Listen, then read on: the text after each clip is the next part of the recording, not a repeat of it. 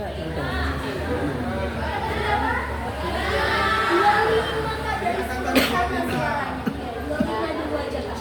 teman-teman menikmati cerita yang disampaikan oleh peserta lomba. Langsung saja kita sambut peserta pertama lomba berpidato, Cinta Renata, dengan tema Asal Usul Kota Malang.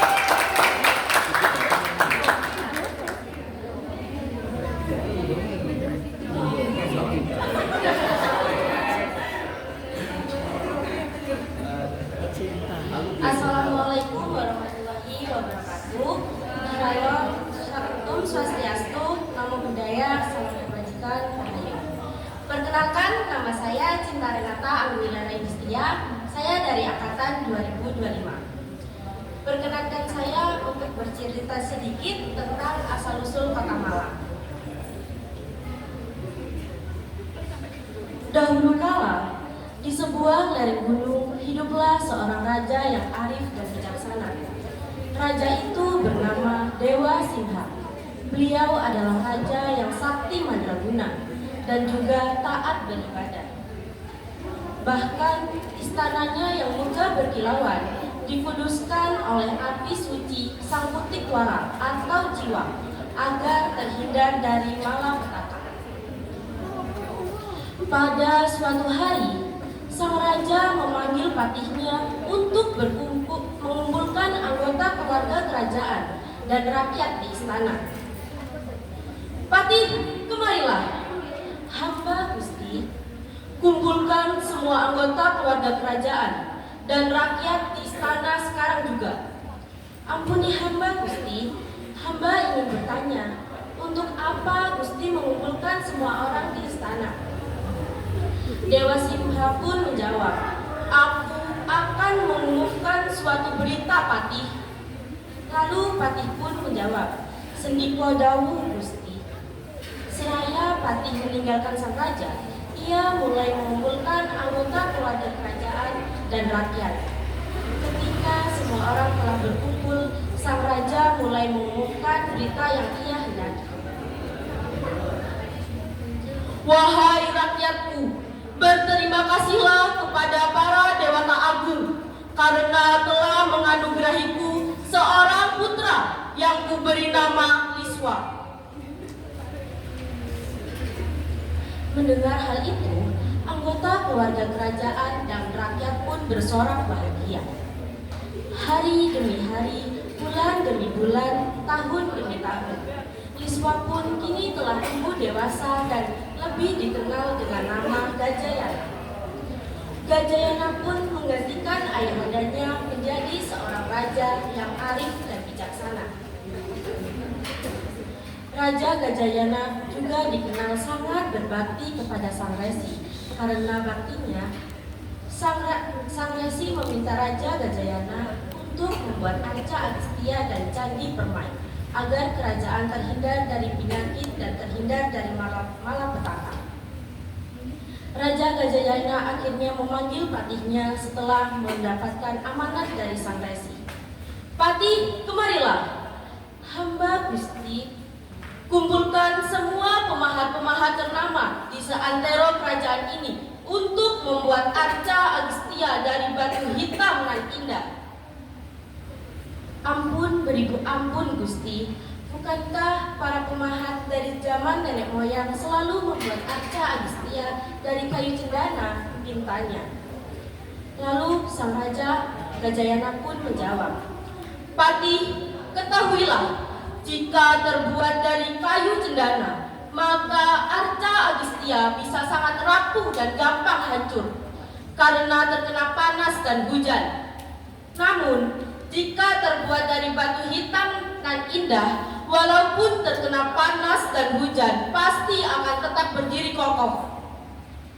Sendiko dawuh Gusti, hari demi hari, bulan demi bulan, arca Agastya akhirnya telah jadi dan diberi nama Kumbayon.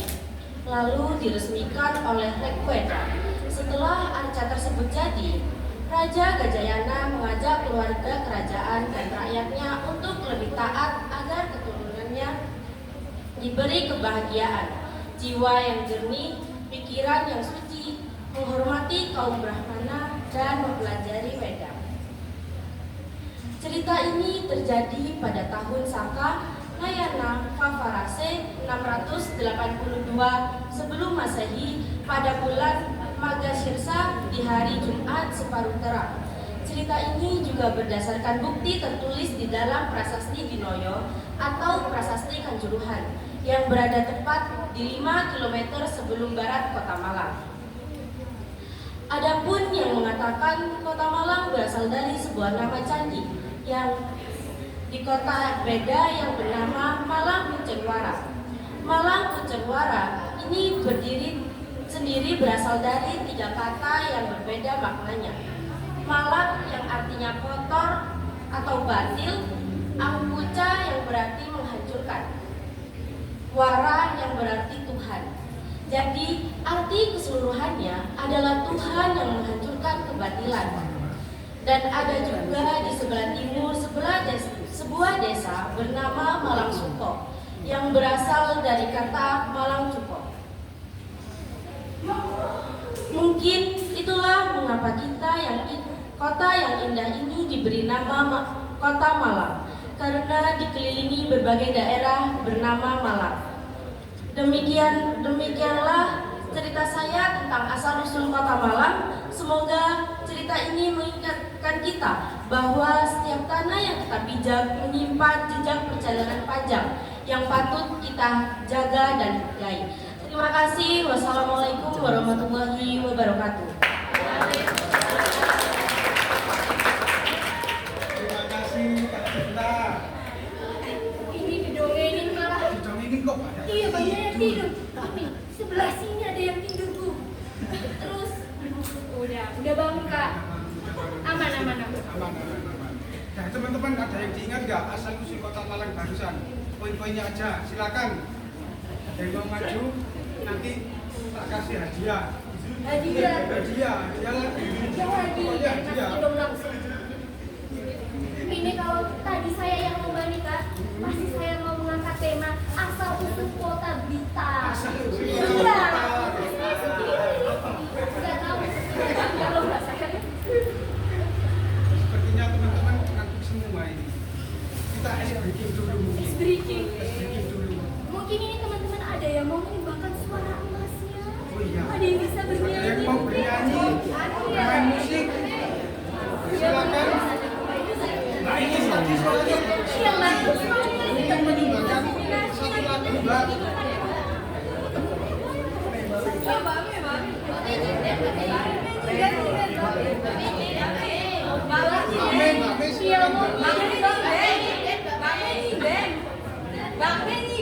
silakan silakan Mbak Me satu tembang saja.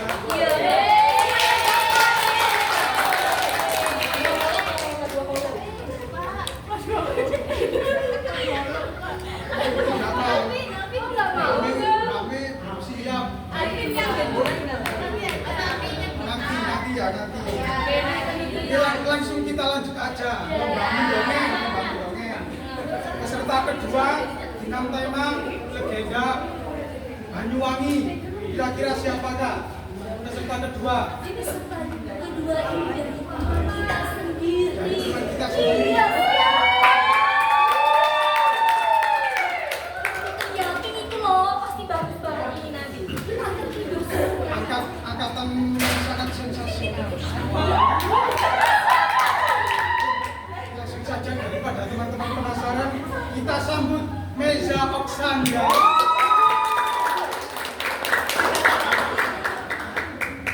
Assalamualaikum warahmatullahi wabarakatuh. Selamat pagi kepada Bapak Ibu dosen yang sangat saya cintai dan teman-teman semua yang sangat saya banggakan.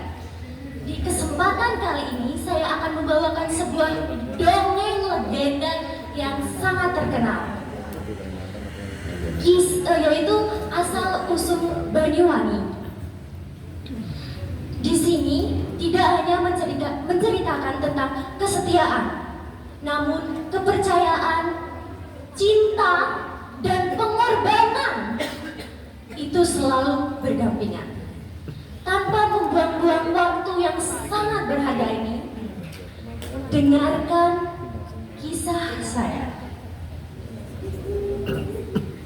Di sebelah timur Pulau Jawa terdapat sebuah kerajaan kecil yang makmur dan adil di bawah kepemimpinan Raden Sidobekso, seorang prajurit yang sangat dipercaya oleh raja.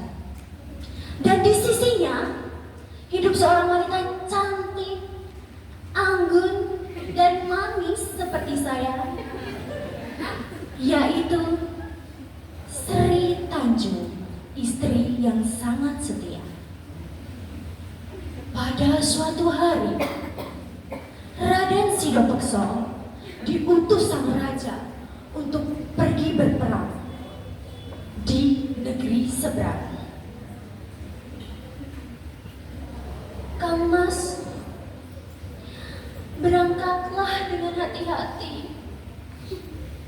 Aku di sini akan selalu setia mendoakan Kang Mas dan menjaga kesucian cinta kita, Kang Mas. Ucap Sri Tanjung kepada suaminya. Sebenarnya berat hati aku meninggalkanmu, Sri Tanjung. Tapi apalah daya, ini sudah kewajibanku sebagai seorang prajurit yang dipercaya oleh raja. Dan kalian tahulah, setelah itu ada adegan romantis. Mereka pun berpelukan dan saling mendoakan. Kata Raden Sidobekso, "Aku percaya padamu, Sri Tanjung. Kau pasti bisa menjaga kesucian pernikahan kita. Aku percaya kau wanita yang baik," ucapnya. "Tentu, Kang Mas. Aku sangat berat hati sebenarnya. Tetapi aku akan menjaga cinta kita sampai engkau pulang, Kang Mas," ucap Sri Tanjung. Hari demi hari berganti. Raden Sidobekso sedang berjuang untuk mendapatkan kemenangan. Sementara itu, Sri Tanjung yang terkenal sangat cantik, berparas lembut dan menawan, tak luput dari godaan warga-warga, terutama yang laki-laki di sekitar. Pada saat itu, ada seorang pemuda menggoda Sri Tanjung. "Hai Tanjung, suamimu sedang berada di kejauhan, sedang berperang. Bagaimana kalau kau bersamaku saja, manis? Bukankah kau merasa kesepian? Aku siap memanjakanmu," kata pemuda itu sambil mencolek-colek Sri Tanjung. "Jangan sentuh aku! Aku tidak mau. Aku setia hanya kepada Raden Sidobekso saja," ucapnya. Karena Sri Tanjung adalah orang yang setia. Tapi pemuda itu sudah gelap mata oleh nafsu. "Sudahlah, ayo bersamaku saja. Suamimu tidak akan mengetahuinya," sambil mencoba memeluk dan memegang-pegang Sri Tanjung. Pada saat itu, ada seorang warga yang lewat tanpa mendengar percakapan sebelumnya. Ia menyebarkan berita bahwasanya Sri Tanjung berselingkuh dari Raden Sidobekso. Entah bagaimana, memang ini sudah tradisi dari lama, bahwasanya fitnah itu cepat menyebarnya dan sampai ke telinga Raden Sidobekso. Salah seorang prajurit bawahan Raden Sidobekso mengatakannya kepada Raden Sidobekso, "Raden, kau sudah mendengar apa belum?" Apa yang perlu kudengar?" kata Raden Sidobekso. "Istrimu di kampung itu sudah menodai kisah cinta suci kalian." Ya benar saja. Aku tahu istriku. Dia tidak mungkin bersifat seperti itu. Dia setia dan sudah berjanji kepadaku," ucap terjadi? Kita sudah berada di sini cukup lama. Alah, wanita kalau kesepian pasti seperti itu, ucap para jurid itu. Rasa hati Raden Sidapeksa berkecamuk.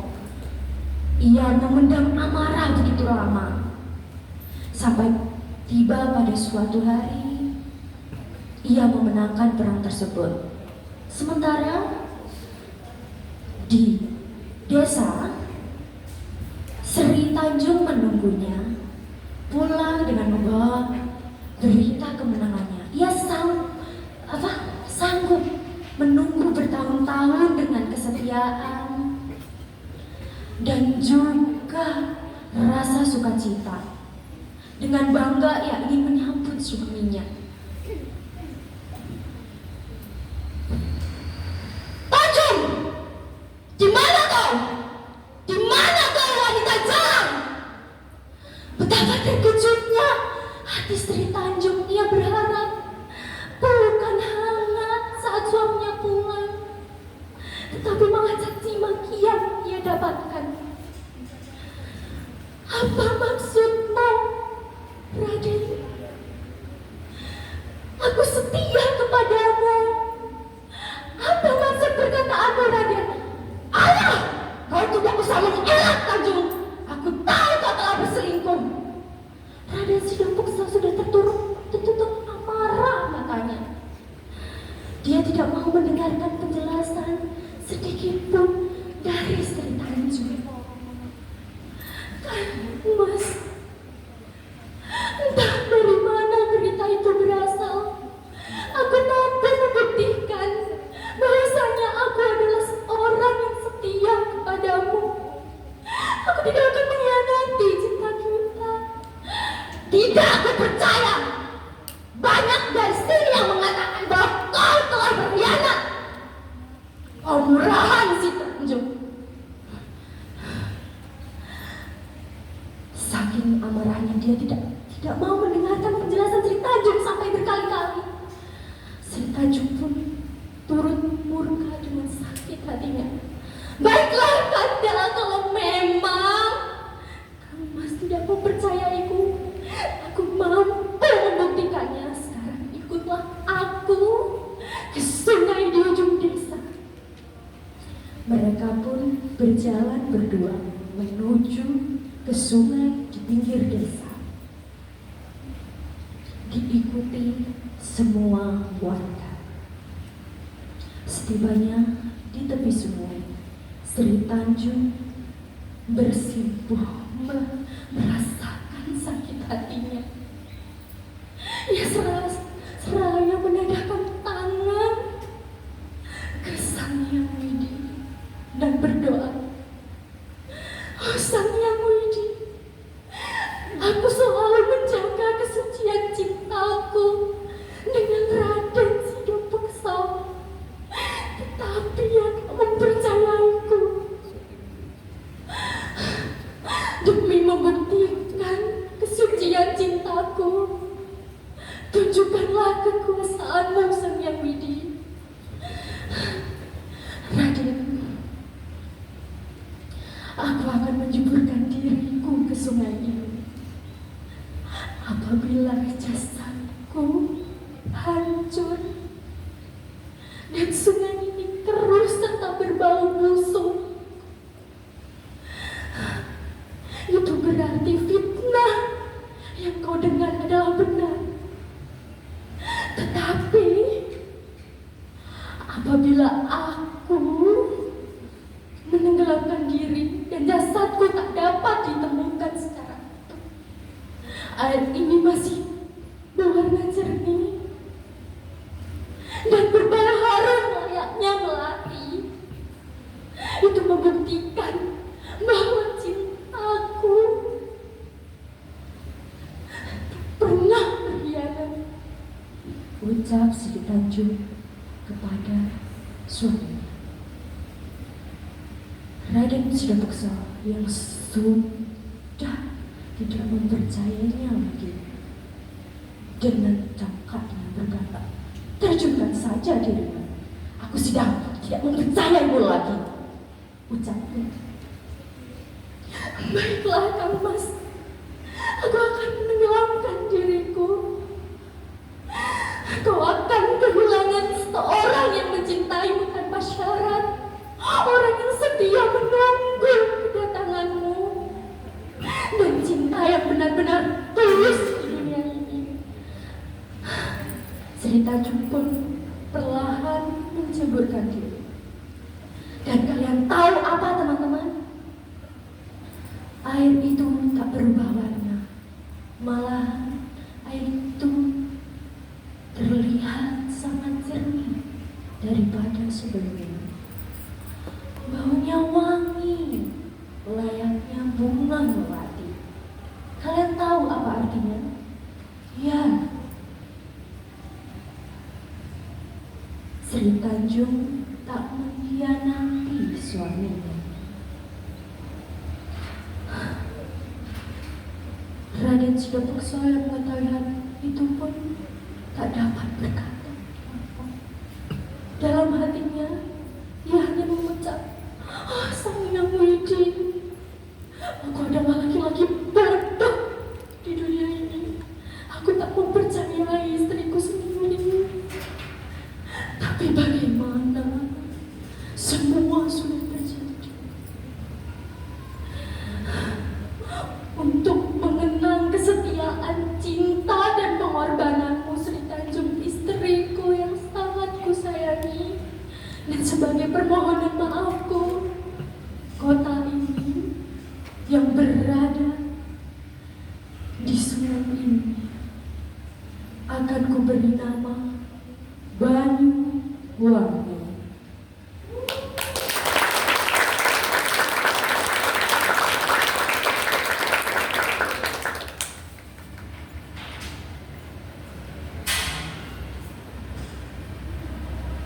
Tepuk tangan yang meriah untuk Kak Mega.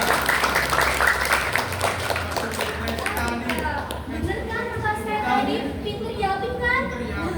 Terbukti tadi. Enak banget, gak ada yang tertidur nih Kak. Terpantau semuanya, gak ada yang tertidur. Menikmati, enjoy. Aduh, nyesek sekali kamu jadi Sri Tanjung kan. Galau saya jadi. Tidak menjaga kepercayaan, tidak menjaga janji. Iya Kak, nangis saya tadi di sana. Kesel saya mendengarnya Raden Sudapeksa. Memang cowok kayak gitu Kak. Iya, bener kan? Setelah Sri Tanjung meninggal, Raden Sudapeksa menyesal kan? Emang penyesalan itu di akhir? Iya, di akhir. Kalau di awal itu benar. Bener banget itu. Selanjutnya kita akan menyaksikan penampil ketiga dengan tema Lutung Kasaru dari angkatan berapa ini Kak? Dari angkatan 2020. Dari angkatan Iya. 2020. Langsung saja kita saksikan lomba mendongeng dari angkatan 2022. Saudara Alvin, silakan.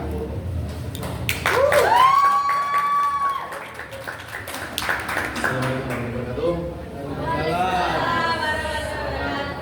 Selamat siang. Nama saya Muhammad Alvin Hakiki dari angkatan 2022. Saya akan mendongengkan cerita rakyat Indonesia yaitu Lutung Kasarung dari Jawa Barat. Langsung saja saya mulai. Mararang dan Purbasari adalah putri kerajaan di Jawa Barat. Meski bersaudara, sifat mereka berbeda. Purbararang sombong dan pemalas. Sebaliknya, Purbasari amat ramah dan rajin. Purbasari tak pernah menganggap dirinya putri raja. Dia bergaul dengan siapa saja, sekalipun dengan rakyat jelata. Tak heran rakyat mencintainya. Prabu Tapa, ayahnya pun tahu hal itu. Saat Prabu Tapa semakin tua, beliau menyerahkan tahta pada Purbasari. Tentu saja hal itu membuat Purbararang berat. Seharusnya aku ayah, aku adalah sulung. Prabu Tapa lalu menjelaskan dengan penuh kasih sayang. Bukan masalah sulung atau bungsu. Ayah memilih Purbasari karena melihat rakyat begitu mencintainya. Purbasari memerintah dengan bijaksana. Dia mewarisi segala kelembutan dan kebaikan hati ayah. Purbararang amat jengkel. Dia masih tak terima. Seharusnya aku yang jadi ratu. Tekadnya. Purbararang lalu merencanakan siasat jahat untuk Purbasari agar tahta kerajaan jatuh ke tangannya. Suatu hari terdengar teriakan dari kamar Purbasari. Oh! Prabu Tapa dan Purbararang tergopoh-gopoh mendatangi Purbasari. Ya ampun, apa yang terjadi padamu? Tanya Prabu Tapa bingung. Kulit tubuh Purbasari bintik-bintik hitam. Sebagian di antaranya mengeluarkan nanah yang bau. Kenapa jadi begini? Purbasari menangis tak mau. Melihat adiknya menangis, Purbararang tak kasihan. Dia malah membujuk ayahnya untuk mengasingkan Purbasari ke hutan. Ayah, jangan-jangan ini penyakit menular. Harus diasingkan. Ayah tak mau kan seluruh negeri terserang penyakit mengerikan ini. Mendengar perkataan kakaknya, Purbasari semakin menangis. Jangan asingkan aku, ayah. Prabu Tapa bimbang. Apalagi tabib istana juga tak mengerti apa yang terjadi pada Purbasari. Purbararang benar. Jika ini penyakit menular, seluruh rakyat bisa terserang. Maafkan ayah, nak. Ini untuk kebaikan semua orang. Kata Prabu Tapa. Akhirnya Purbasari diasingkan ke hutan. Di sana pati istana membuatkannya sebuah rumah sederhana. Hati Purbasari amat sedih. Namun demi rakyatnya, ia akhirnya ikhlas dari lubuk hati yang dalam. Purbasari mulai menjalani hari-harinya di hutan. Walau tak ada yang bisa diajak berbicara, dia bisa bercanda dengan burung, semut, dan kupu-kupu. Purbasari berusaha tetap ikhlas. Dan suatu pagi, Purbasari sedang memetik bunga. Tiba-tiba dari atas pohon, ada hewan berayu-ayu.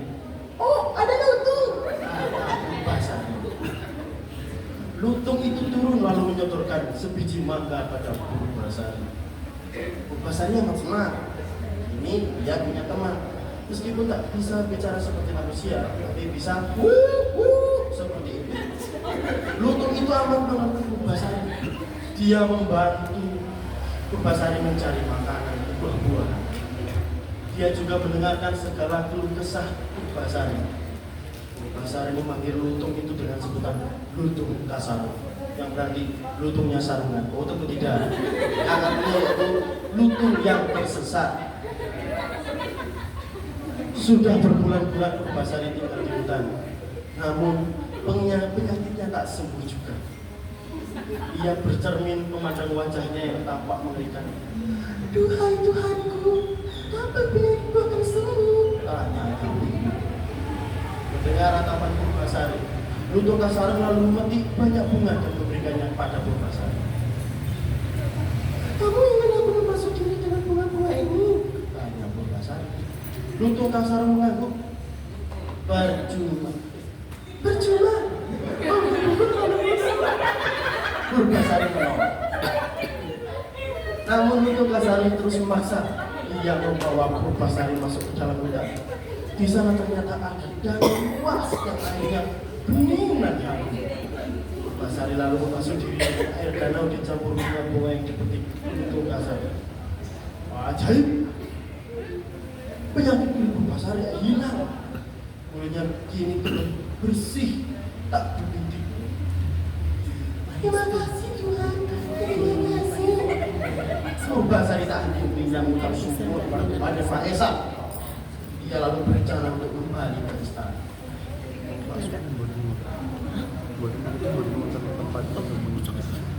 hendak bersiap, tiba-tiba datang sebuah kereta kencana yang akan mengantar mereka ke istana. Sesampainya di sana, Purbasari turun dari kereta tersebut bersama Luntung Kasaro. Melihat Purbasari, Purbalarang menjadi penasaran. Bagaimana kamu bisa sembuh? Purbasari pun menceritakan semuanya. Mendengar hal tersebut, Purbalarang lalu memutar otak agar Purbasari tidak kembali ke istana. Adikku sayang, kamu boleh kembali ke istana dengan jadi ratu dengan satu syarat. Ya, kamu harus mengalahkan Purbalarang. Jika rambutmu dipanjang dan tidak kamu boleh kembali ke istana. Purbasari pun mengurai rambutnya. Ternyata rambutnya lebih panjang. Hidup di hutan berbulan-bulan membuatnya tak pernah memotong rambut sedikit. Mungkin memotong. Masih tak mau kalah. Purbalarang lantas memberikan syarat lagi. Ini udah biaya suamiku yang tampan sekali kamu. Jika kamu memiliki calon suami yang lebih tampan daripada dia, maka Purbasari, maka aku kembalikan tahta ratu padamu. Kau Purbalarang. Purbasari terdiam. Ia tak memiliki calon suami. Saat hendak membuka mulut mengakui kegalanya, tiba-tiba Luntung Kasaro menarik jari Purbasari dan menyuduhinya.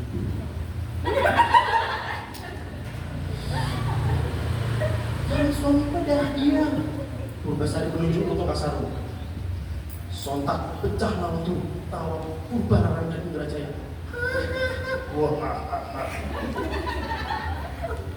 Luntung, calon suamimu Luntung. Mana mungkin dia mengalahkan ketampanan Indrajaya. Purbalarang dan Indrajaya membalikkan tubuhnya, bersiap kembali naik ke kereta kencana. Sebelum Purbalarang melangkahkan kaki, terdengar suara aneh. Ajaib! Tubuh Luntung Kasaro tiba-tiba berubah menjadi pria yang jauh lebih tampan dari Indrajaya, namanya Alvin. Siapa kamu? Purbalarang ketakutan. Ia mengisi pria itu dari ujung rambut hingga ujung kaki. Aku Luntung Kasaro, calon suami Purbasari. Dan ingat, 3.000 dunia dan tidak ada lawan yang pantas. Purbasari terkejut lalu Luntung Kasaro menceritakan asal usulnya ternyata merupakan pangeran. Saat masih bayi, ia dikutuk oleh musuh ayahnya dengan santet. Kutukan tersebut akan hilang jika ada perempuan baik hati yang mengakuinya sebagai calon suami. Purbalarang lantas mengaku kalah. Ia mengajak Purbasari pulang ke istana dan kembali menjadi ratu. Tak berapa lama kemudian, Luntung Kasaro datang melamar Purbasari. Mereka menikah dan hidup bahagia selamanya. Sampai kita tua, sampai jadi pilihan yang satu di sebelah.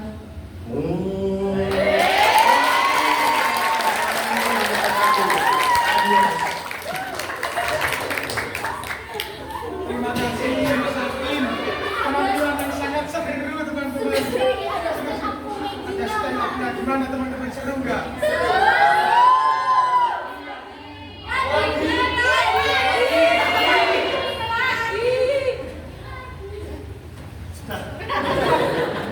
Sudah cukup. Purbalarang dan Purbasari diserahkan akan menjadi saudara. Hidup bahagia. Hidup bahagia. Iya. Happy ending. Happy ending. Dari teman-teman ada pesan yang masih diingat dari cerita lagi. Silakan, silakan. Luntung Kasaro ternyata seorang pangeran. Oh, seorang pangeran.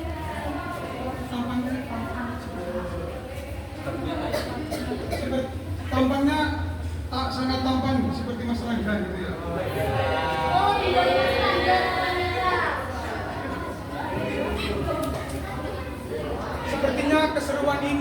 boleh diputuskan. Ada satu lagi, Masih ada masih ada satu lagi dengan tema Hikayat Bunga Kemuni. Ini keseruannya mungkin nggak kalah seru, bahkan jauh lebih seru. Langsung saja kita sambut Rara Ayunda dari angkatan 2023.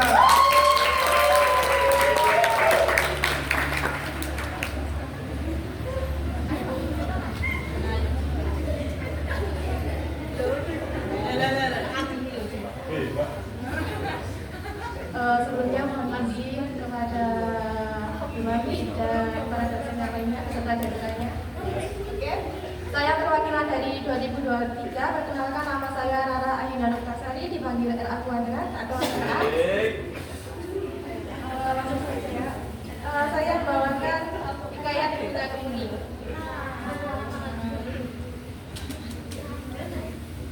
Dahulu kala ada seorang raja yang bijaksana. Sang raja memiliki 10 putri-putri dengan paras yang cantik.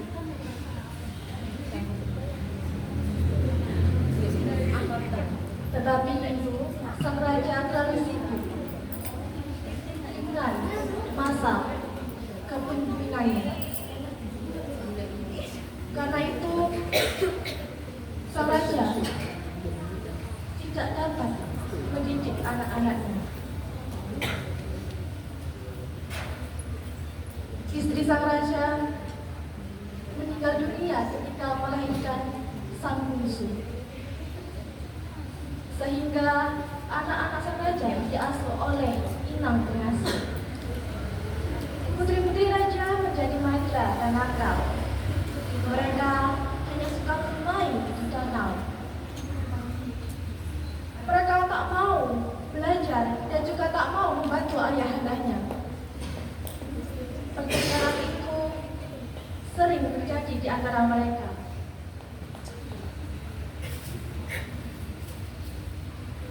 Ke-10 putri tersebut diberi nama warna-warna. Putri sulung bernama Putri Jambu, dan selanjutnya ada Putri Jingga, Putri Nila, Putri Hijau, Putri Kelabu, Putri Orange, Putri Merah Rona, dan Putri Kuning. Baju yang mereka gunakan sama seperti nama mereka, sehingga raja yang telah tua bisa melihatnya meskipun dengan jarak jauh.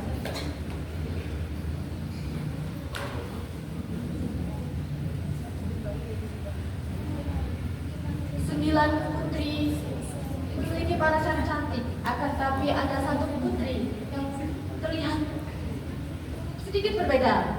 Meskipun begitu, perilaku sang putri ini jauh berbanding balik dari sang kakak-kakaknya. Pada suatu hari, raja hendak pergi jauh.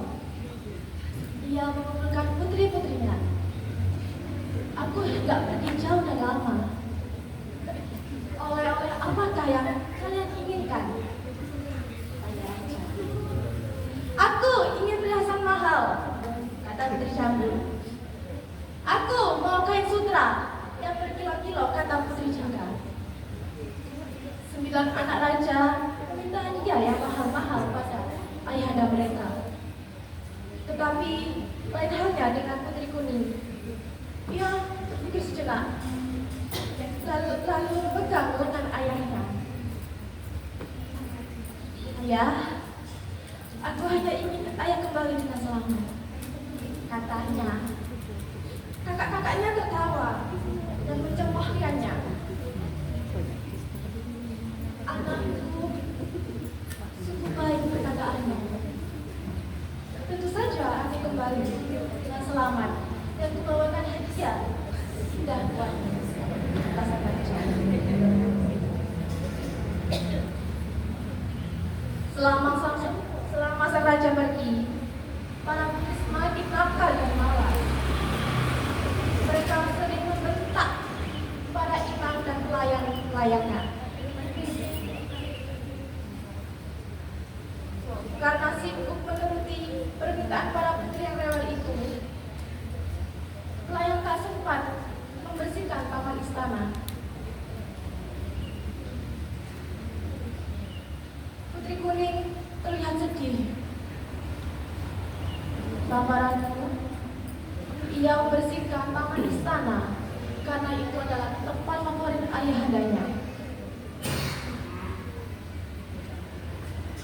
Kakak-kakak Putri Kuning yang melihat adiknya menyapu tertawa keras. Lihat, tampaknya kita punya pelayan baru. Salah seorang di antaranya, "Hai pelayan, masih ada kotoran nih?" ujar seorang yang lain sambil melemparkan sampah. Kejadian tersebut sering berulang-ulang sampai Putri Kuning kelelahan. Dalam hati ia merasakan penderitaan para pelayan yang dipaksa mematuhi berbagai perintah kakak-kakaknya. Kalian ini sungguh keterlaluan. Mesti ayah tak perlu membawakan apa-apa. Bisanya hanya mengganggu saja, kata Putri Kuning dengan marah. Sudah, aku bosan. Kita mau di danau saja. Ajak Putri bilang. Mereka meninggalkan Putri Kuning seorang diri. Ketika sang raja tiba di istana, kesembilan putrinya masih bermain di danau. Sementara Putri Kuning sedang merangkai bunga di teras istana. Mengetahui hal itu, raja menjadi sedih. Anakku yang rajin dan baik budi. Ayahmu tak mampu memberi apa-apa selain kalung batu hijau ini. Bukannya warna kuning kesayanganmu, kata sang raja. Raja memang sudah mencari-cari kalung batu kuning di berbagai negeri, namun benda itu tak pernah ditemukannya.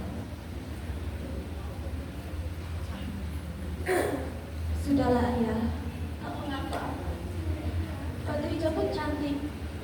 Lihat, serasi benar dengan bajuku yang warna kuning, kata Putri Kuning dengan lemah lembut. Yang penting, ayah sudah kembali. Akan membuatkan teh hangat untuk ayah, ucapnya lagi.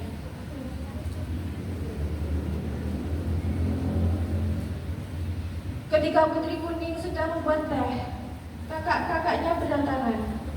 Mereka ribut mencari hadiah dan saling memamerkannya. Tak ada yang ingat pada Putri Kuning, apalagi menanyakan hadiahnya. Keesokan harinya, Putri Hijau melihat Putri Kuning memakai kalung barunya. Wahai adikku, kamu suka kalung itu? Seharusnya kalung itu menjadi milikku. Kan aku warna hijau, katanya dengan perasaan ini. Ayah memberikan kepadamu, bukan kepadamu, sobat Putri Kuning. Mendengarnya, Putri Hijau menjadi marah. Ia segera mencari saudara-saudara dan menghasut mereka. Kalung itu milikku, namun ia mengambilnya dari satu ayahanda. Kita harus mengajarnya harus berbuat baik, kata Putri Hijau. Mereka lalu sepakat untuk merampas kalung itu. Tak lama kemudian, Putri Kuning muncul. Kakak-kakaknya menangkapnya dan memukul kepalanya. Tak disangka, pukulan tersebut menyebabkan Putri Kuning meninggal dunia.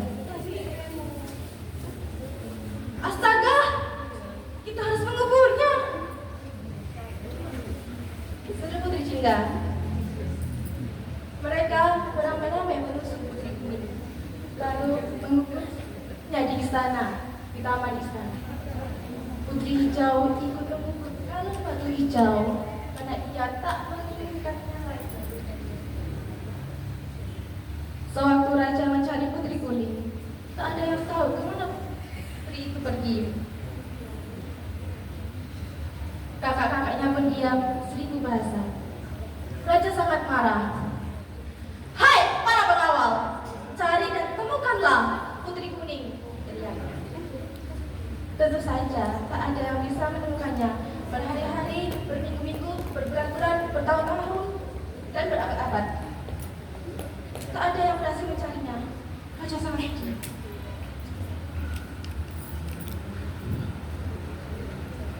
Aku ini ayah yang buruk, katanya. Biarlah ku kirim tempat jauh untuk belajar dan mengasah. Maka ia pun mengirimkannya ke luar negeri yang jauh.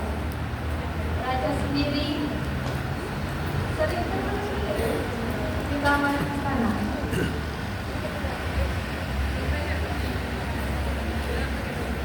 Suatu hari, tumbuhlah sebuah tanaman di atas putri kuning. Sang raja heran melihatnya. Tanaman apa ini? Batangnya bagaikan jubah putri. Daunnya bulat seperti kalung warna hijau.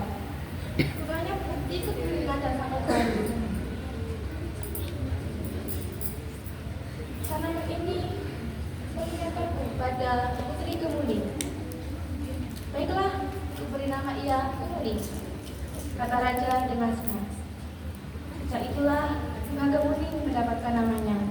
Bahkan bunga-bunga kemuning bisa digunakan untuk mengharumkan rambut.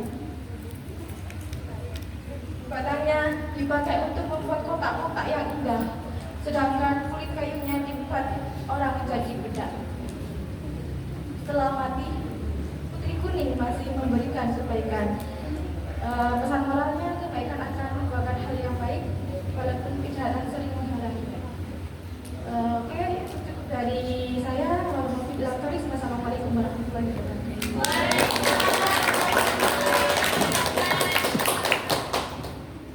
Terima kasih penampilan yang sungguh luar biasa. Tepuk tangan lagi.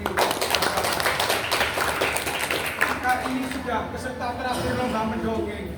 Sudah peserta terakhir lomba. Masa seru-serunya udah habis? Enggak dong.